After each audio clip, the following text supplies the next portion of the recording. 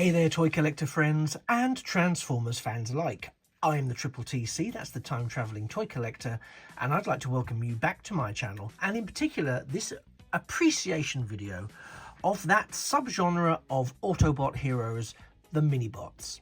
Now, if like me you grew up in the 80s, then Minibots, and you collected Transformers, the Minibots tended to be the go-to. Now, I didn't have very many of the Minibots. I had Bumblebee, which I was sent by Marvel Comics when I had a letter published in one of their editions. I also had Beachcomber, but the original version. And in all honesty, in terms of the Minibots, I think that was it. But they were a prominent feature in the cartoon and in the comics. So I did feel quite an affinity for them, and I always saw them hanging on in shops. But I have to be honest, I think because of how they appeared and their downright blockishness, and the fact that I at the time had already started and amassed quite a collection of Robo machines, or Machine Robo, the Bandai equivalent, that I was acquainted with before Transformers. I know, shoot me.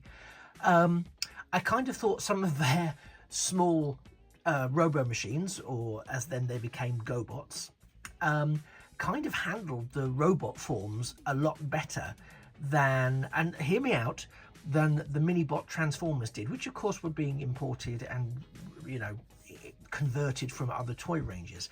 So the reason I'm doing this video is because I have to, as I say, it's an appreciation, and I really appreciate the fact that Hasbro, through their, and this is a combination of the Legacy range, the Studio Series 86 range, the War for Cybertron ranges, the Velocitron range there for Cosmos at the back. What they've managed to do is capture and almost bottle, dare I say, some of that wonderful ingenuity of the original characters as they were created by Bob Budiansky when he was writing the bios, and the wonderful artwork across the cartoons, animation errors notwithstanding, but particularly across the comic books. And here we are now in the 21st century, whether we are new collectors, or we are long-standing collectors, or we are those who are just have that nostalgia for those toys that we may or may not have had, but were certainly aware of back in the early to mid 80s. The Minibots were perhaps some of the most engineeringly challenged of the range, because not only were they, if you like, producing small cars or small vehicles, buggies, tanks, UFOs, whatever, they also converted, of course, into their robot forms, and most often those robot forms were designed to accommodate the vehicle, because obviously the vehicle had to be recognizably a vehicle and disguisable, the UFO of Cosmos notwithstanding. But of course that meant that the robot mode was significantly compromised. Far too many of the toys had legs that were conjoined, so they couldn't actually move.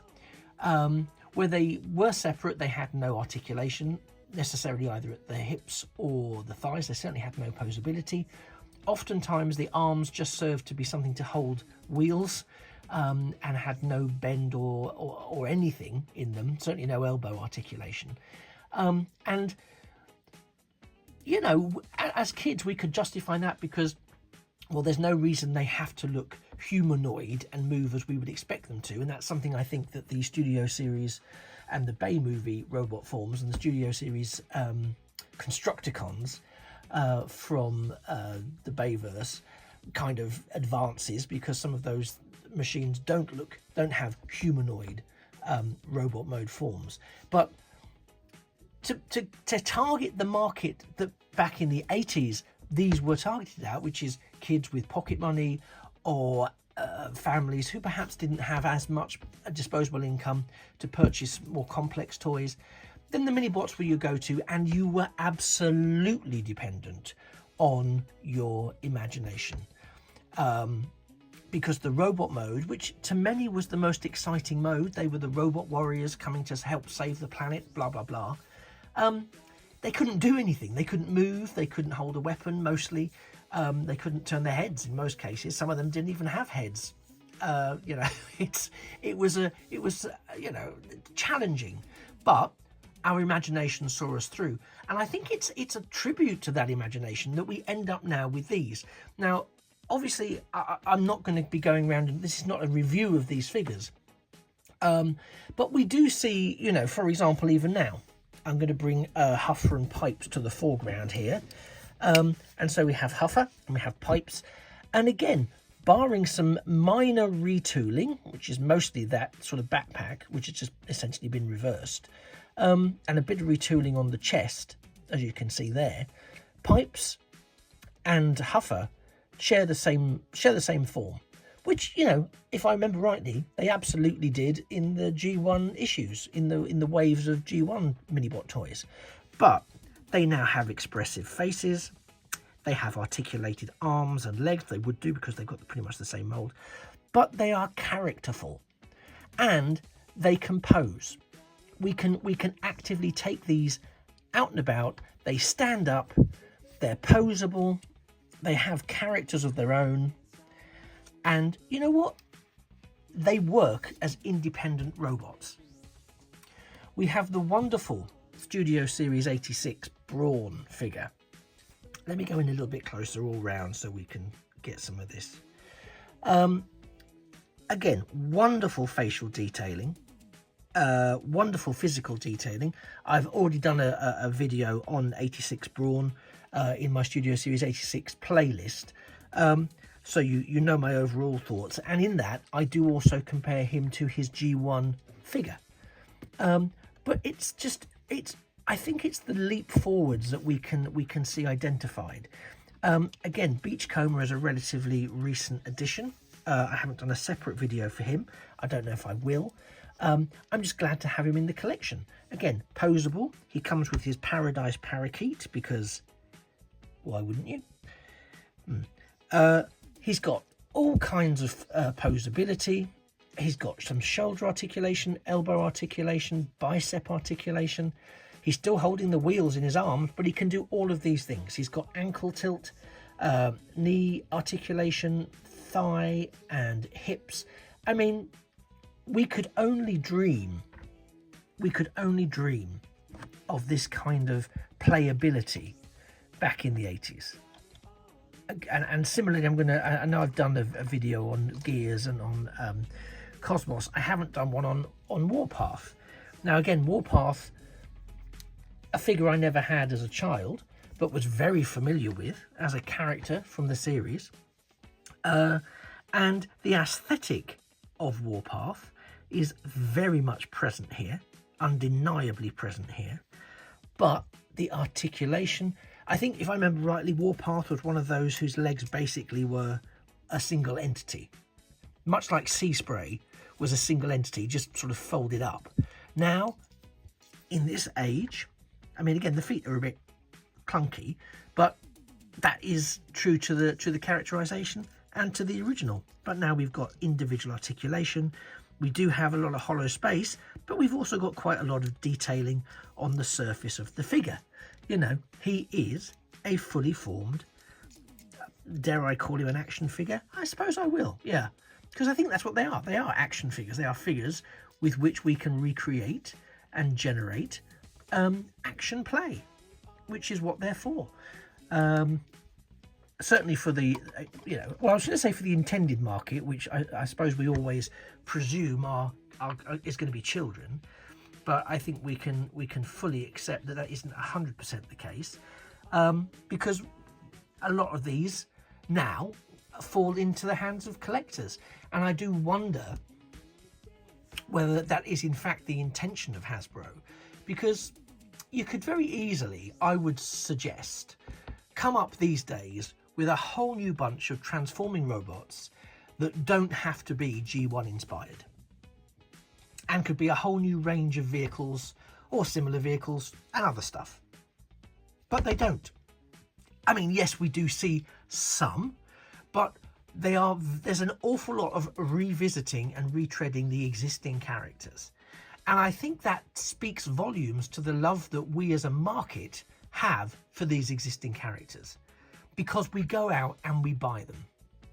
Now, sometimes we have to buy them on pre-orders, and sometimes we don't realise we have to buy them on pre-orders because we just assume we can go shopping and purchase stuff, which is a nuisance in some respects. And I speak particularly for Windcharger.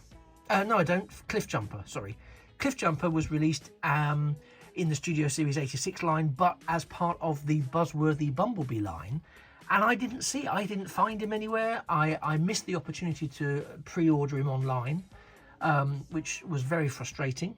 And, you know, he's now become a sort of holy grail for me. So if anyone's got a Windcharger from the 86 range and you're looking to offload it, do let me know. Doesn't have to be boxed. You can see they're out of their boxes. They're free from the box, so I'm not necessarily looking for one that's not loose. Although I would appreciate the instructions, but I could probably find a tutorial video, so I'm open. But joking aside, I wasn't joking, but joking aside, I think that the reason I wanted to do this appreciation video is because it really does show, I think, how we as collectors and toy appreciators are still very much rooted in whatever it was that first attracted us to that desire to collect. And I, for one, I really like that. I like that we our youthful enthusiasm for these products is mirrored in modern updates and modern takes. Yes, we want to see new stuff, of course we do, but I also love seeing the new takes on these old figures, and I'm really keen to see a Sea Spray, and I'm really keen to see a Power Glide. There, I've said it.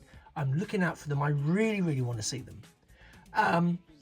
But I'm curious, what do you want to see? Do you agree that it's nice to see these Minibots reproduced, and do you want to see more of them coming out in legacy lines or similar? Or do you say, no, enough with the G1. We want new, brand new, inspiring characters, figures, etc. That's where our pocket money is going.